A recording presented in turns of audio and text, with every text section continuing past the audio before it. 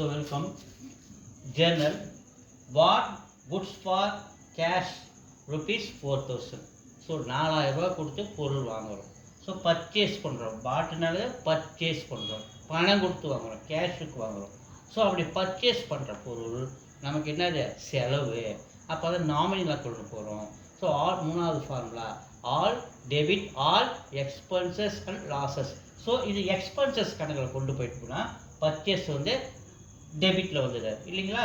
So அடுத்தது cash second formula debit what comes in credit what goes out. So cash கொடுத்து தான் நம்ம பொருள் பர்ச்சேஸ் பண்ணுறோம். இப்போ கேஷ் நம்மளை விட்டு போகிறதுனால debit what comes in credit what goes out, cash goes out. அப்போ கேஷ் கிரெடிட் காலத்தில் வந்துடுறாரு. ஸோ இங்கே டேட்டு, இங்கே டேட்டு காலத்துக்கு நேராக ஃபஸ்ட்டு இயர் வந்துடணும், மந்த் வந்துடணும். ஸோ செகண்ட் டேட், செகண்ட்னா செகண்ட் டேட். ஸோ இங்கே பர்ச்சேஸ் A/C DR வித்தின் ப்ராக்கெட்டில் போட்டால் டெபிட் காலத்துக்கு டெபிட்னு அர்த்தம், டெபிட் காலத்துக்கு 4000, கிரெடிட் காலத்துக்கு ஐஃபன். ஸோ கொஞ்சம் இடம் தள்ளி டூ கேஷ் அக்கௌண்ட் A/Cன்னு அக்கௌண்ட். ஸோ இங்கே ஐஃபன் போட்டு கிரெடிட் காலத்துக்கு நேராக 4000. ஸோ டெபிட் ஈக்குவல் அமௌண்ட் கிரெடிட்டில் இருக்கணும் ஜேர்னலில். ஸோ வித்தின் ப்ராக்கெட் இந்த பர்டிகுலர் காலத்துக்குள்ளே நம்ம என்ன பண்ணோம் goods purchase by cash narration எழுதணும்.